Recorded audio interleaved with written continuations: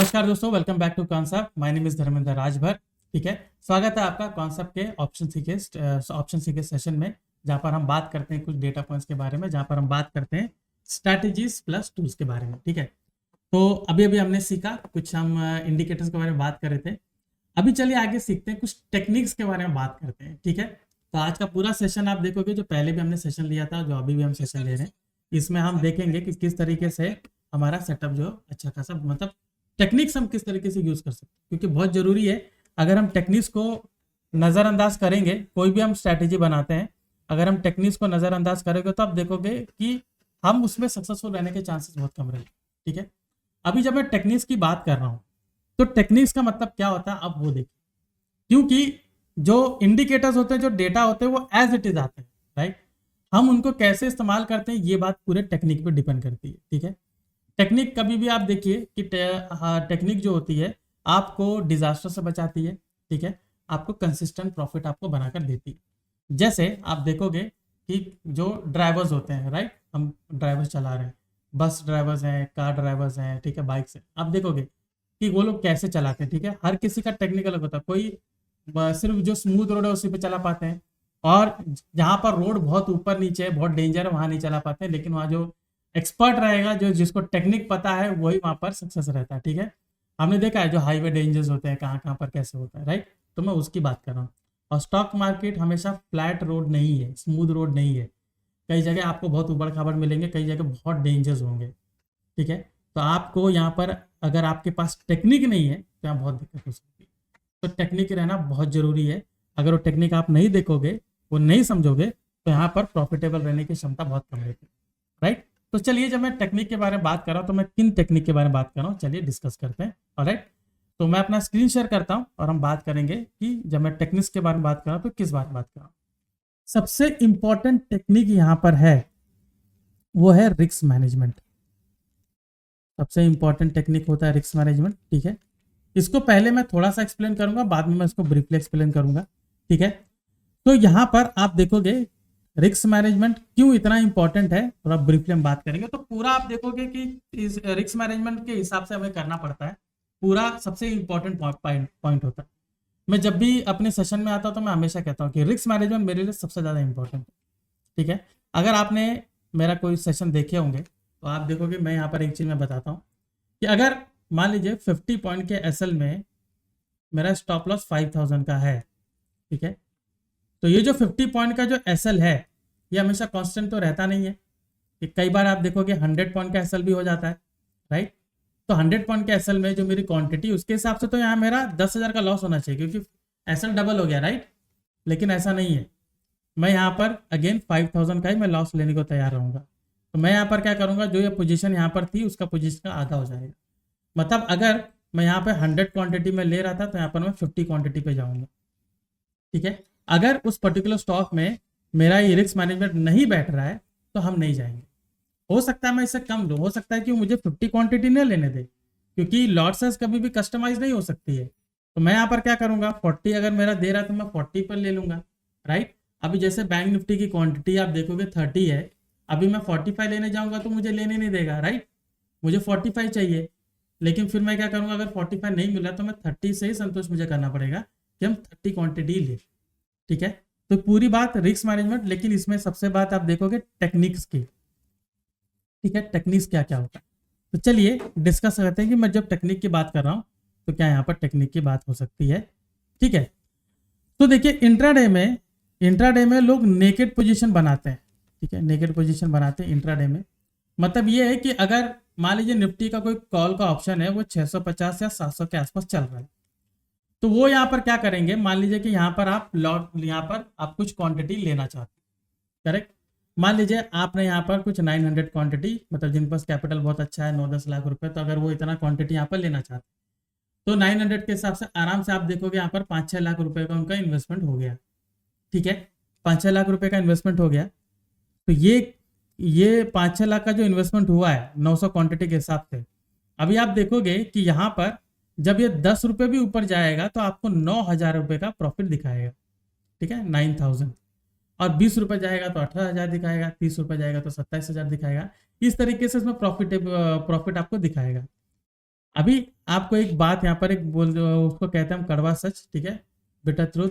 यहाँ पर देखिए जो नेकेड पोजीशन लेते हैं ना, जिनका माइंडसेट काफी स्ट्रांग होता है, ठीक है, काफी स्ट्रांग होता है, ये उन्हीं के लिए होता है, ठीक है, स्ट्रांग हार्ड आप जो भी वर्ड ले लें, ठीक है, जिनका काफी स्ट्रांग होता है उन्हीं के लिए होता है। क्योंकि मैंने यहाँ पर अक्सर यहाँ पर देखा है कि लोग जब क्वांटिटी हाई करते हैं, ठीक है, हाई करते हैं, तो यहाँ दो केस होता है। एक ये होता है कि यहाँ पर थोड़े प्रॉफिट, मतलब जैसे कि यहाँ पर 10 पॉइंट मिला है, स्टॉप लॉस रखे 30 पॉइंट का, लेकिन 10 पॉइंट में 9,000 मिल रहा है, तो वो सोचेंगे 9,000 रुपये एक दिन का मिल रहा है, तो बुक कर लेते हैं, मैं 10 दिन करूंगा तो मुझे 90,000 मिलेगा। इस तरीके का उनका माइंडसेट होता है। तो वो क्या करेंगे, छोटा सा प्रॉफिट जो हुआ है ना, ये प्रॉफिट बुक करके कर लेंगे, ठीक है। भले उनकी जो स्ट्रैटेजी है वो 1:2 का रेशियो या 1:1.5 का रेशियो, वो स्ट्रैटेजी पे वहाँ पर ध्यान नहीं दे रहे हैं, ठीक है। तो यहाँ पर जो टेक्निक है, ठीक है, टेक्निक यहाँ पर ये है कि अगर आपका माइंडसेट इस चीज़ के लिए रेडी नहीं है तो हमें इस चीज़ के लिए नहीं जाना चाहिए। आप जब तक 30 मतलब 1:1 या 1:2 का आप इसमें जो स्ट्राइक रेशियो जब तक वो कैप्चर नहीं कर सकते हो, आपको क्वांटिटी नहीं इंक्रीज करनी चाहिए। बिकॉज यहाँ पर जैसे आप क्वांटिटी इंक्रीज करोगे, आपको बहुत ज़्यादा प्रॉफिट दिखना शुरू होगा। आप क्या करोगे, ये 10-10 पॉइंट का प्रॉफिट जो है, वो मान लीजिए आपने 3-4 दिन आपने इजीली बुक किया, 3-4 दिन मतलब आप नियरली आप देखोगे 35-36,000 आपने बुक किया। अभी अगर एक ही दिन मेरा लॉस 30 पॉइंट का हो जाता है तो 27,000 मेरा लॉस हो गया। मेरा नेट प्रॉफिट अभी भी 9,000 रुपये है। 27,000 का जो मेरा लॉस हो गया है, तो मैं सोचूंगा कि मैं इनको रिकवर करने जाता हूँ। यहाँ पे इम्पल्सिव डिसीजन उनका आना शुरू होता है। तो इसमें टेक्निक यही है कि आपके पास पैसा अगर बहुत बड़ा है, ठीक है, तो आप पूरे बड़े पैसे से न जाइए, ठीक है। अगर आप एक लॉट को मैनेज नहीं करना जानते हैं तो आप यहाँ पर 10 लॉट, 1,000 लॉट या 100 लॉट को मैनेज नहीं कर पाओगे, कदापि इसको नहीं मैनेज कर पाओगे, ठीक है। तो टेक्निक यही है कि पहले ये जो आप स्ट्राइक रेशो, ठीक है, और जो रिस्क रिवॉर्ड जो आप रेशो लेना चाह रहे हो 1:2 का, पहले इसको एक लॉट में मैनेज करिए। एक लॉट में जब आप मैनेज करना सीख जाओगे कि मैं आपको ये एक लॉट जो है ये 1 से 2 महीना आप मैनेज कर पा रहे हो, तब आप लॉट साइज को इंक्रीज कीजिए, डबल कीजिए, फिर ट्रिपल कीजिए। आप इस तरीके से जा सकते हैं, ठीक है। सबसे इंपॉर्टेंट चीज़ यही हो, ठीक है। अभी यहाँ पर जैसे मैंने कहा कि नेकेड पोजीशन जो होता है ये स्ट्रांग माइंड के लिए होता है। तो जो स्ट्रांग माइंड नहीं है उनको क्या करना चाहिए, तो उनको यहाँ पर हेजिंग के हिसाब से जाना चाहिए। देखिए टेक्निक सिर्फ ये नहीं होता कि इंट्राडे में आप नेकेड बाय पोजीशन ले रहे हो, टेक्निक ये होती है कि अगर आप इस चीज़ के लिए रेडी नहीं है तो आपको हेजिंग के लिए जाना चाहिए। अभी हेजिंग में लोगों को लगता है कि कैपिटल बहुत ज़्यादा लगता है, ऐसा बिल्कुल नहीं है, ठीक है, कैपिटल उसमें कम लगता है, ठीक है। हालांकि जो नेकेड पोजीशन ले रहे हो उसके मुकाबले ज़्यादा ही लगेगा, लेकिन कंपेरेबली जो सेलर्स पोजीशन बनाते हैं उनके मुकाबले में बहुत कम लगता है, ठीक है। हेजिंग का फायदा क्या होता है आप ये देखिए, ठीक है, हेजिंग का फायदा क्या होता है। अभी जैसे मैं यहाँ पर कोई एक हेजिंग स्ट्रैटेजी बना रहा हूँ, ठीक है, मान लीजिए मैंने यहाँ पर बुल कॉल स्प्रेड बनाया, ठीक है, बुल कॉल स्प्रेड बनाया।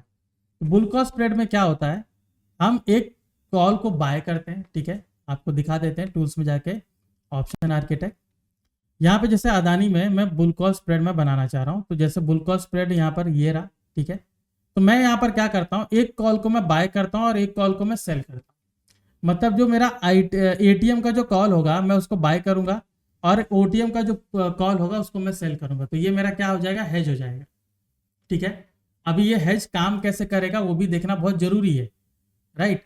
अभी इसमें जो मेरा टारगेट है उसके हिसाब से मुझे देखना पड़ेगा, करेक्ट, कि मेरा टारगेट क्या है, और टारगेट के हिसाब से मेरा यहाँ पर आप देखोगे प्रॉफिटेबिलिटी फैक्टर है 6,300 का मेरा प्रॉफिट है, मैक्सिमम लॉस मेरा 5,670 का है। अभी ऐसा क्यों हुआ, रीजन ये है कि आपने क्या किया, एक कॉल को सेल किया है और एक कॉल को आपने बाय किया है। तो जैसे मैं आपको कह रहा था कि रास्ता हमेशा सीधा नहीं होता, हमेशा फ्लैट नहीं होता, कभी कभी उबड़ खाबड़ जगह भी मिलती है, कहीं कभी डेंजर रोड भी मिलते हैं, ठीक है। तो वहां पे हमें अपने आप को संभालना पड़ता है। तो यहाँ पे देखिए अगर मार्केट साइडवेज है, ठीक है, मार्केट साइडवेज है या बहुत ही ज्यादा ऑसिलेट कर रहा है, ठीक है, तो इसमें क्या होगा, ये जो कॉल है आपने जो बाई किया है, ठीक है, इसका प्रीमियम बढ़ सकता है, घट भी सकता है। अगर मार्केट स्टेडीली ऐसे वोलेटाइल होके ऊपर ऊपर जा रहा है तो बहुत धीरे धीरे प्रीमियम बढ़ेगा।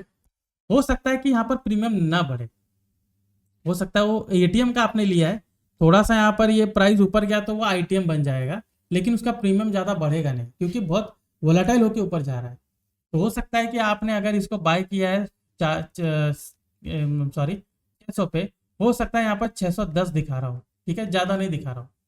और यहाँ पे जो कॉल आपने सेल किया था, ये मान लीजिए आपने यहाँ पर सेल किया था 500, ठीक है।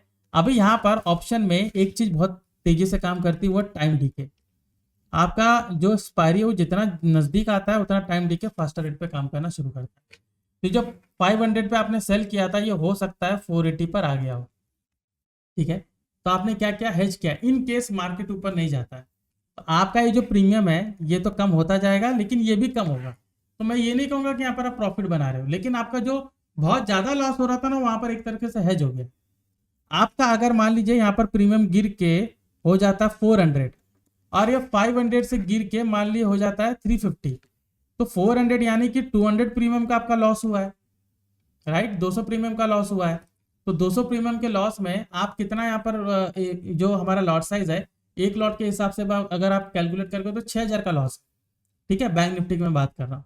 वहीं पर मैं ऊपर देख रहा हूँ, जो मैंने कॉल सेल किया था 500 में, अभी वो 150 रुपये नीचे आ गया, तो मैंने सेल किया था, तो 150 जो रुपीज़ नीचे आ गया वो मेरा प्रीमियम मुझे मिला हुआ है। तो वहां पर मैं देखूंगा सर 4500 रुपये मुझे प्रॉफिट हो रहे हैं, यहाँ पे 6000 लॉस हो रहा है और 4500 प्रॉफिट हो रहा है। तो मेरा जो लॉस है वो ज़्यादा अभी भी, और प्रॉफिट मेरा अभी भी कम है। तो लेकिन मेरा प्रॉफिट अभी लॉस कितना हो रहा है, 1500।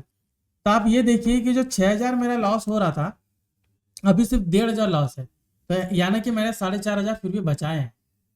ये जब डेंजर रोड आता तब उसकी बात होती है, जब मार्केट मेरे मन के मुताबिक, मतलब मार्केट जो पहले बता रहा था डेटा के हिसाब से कि ऐसे जा सकता है, उसके हिसाब से नहीं जा रहा है। अचानक से कुछ न्यूज आते हैं, अचानक से कुछ चीजें होती है जिसकी वजह से मार्केट साइड हो जाएगा, या फिर मार्केट तो ऑलवेज ही आप देखोगे हम एक प्रोबेबिलिटी के हिसाब से प्रेडिक्ट करते हैं, लेकिन वो प्रेडिक्शन हमेशा काम नहीं करता है। तो यहाँ पर ऐसा हो गया है कि मार्केट जैसा मैंने समझा था वैसा नहीं चला, तो मेरा लॉस तो होना लाजमी है, लेकिन लॉस मेरा कितना होगा मुझे ये डिसाइड करना पड़ता है।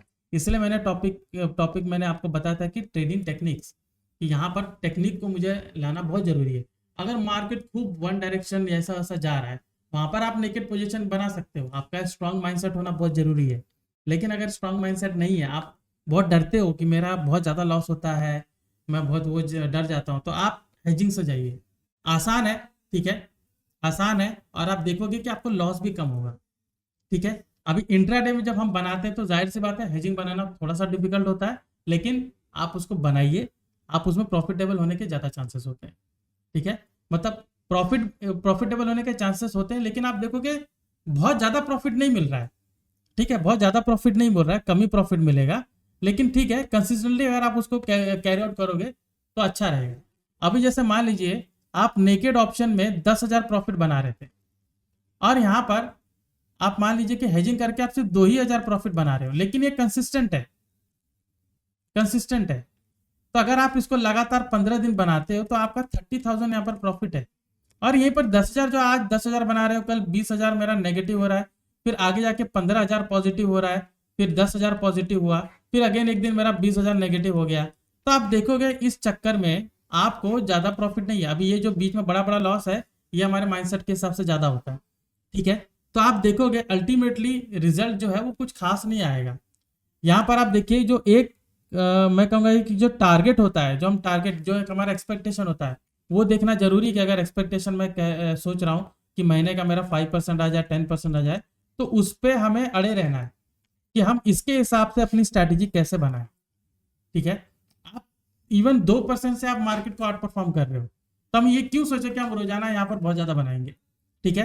हालांकि जो स्ट्रैटेजी वो काम करती है, स्ट्रैटेजी में वो कैपेसिटी है कि वहां पर स्ट्रैटेजी, वहां पर बाकी स्ट्रैटेजी बता रही है कि यहाँ पर आपको मिल सकता है, ठीक है, आप कर लीजिए, ठीक है, आप बना सकते हो, आप कर सकते हो, नो इश्यूज, ऑलराइट, उसमें आप कर सकते हो। लेकिन अगर आपका माइंडसेट उसके लिए नहीं बना है तो हमें उसके लिए नहीं जाना चाहिए, ठीक है।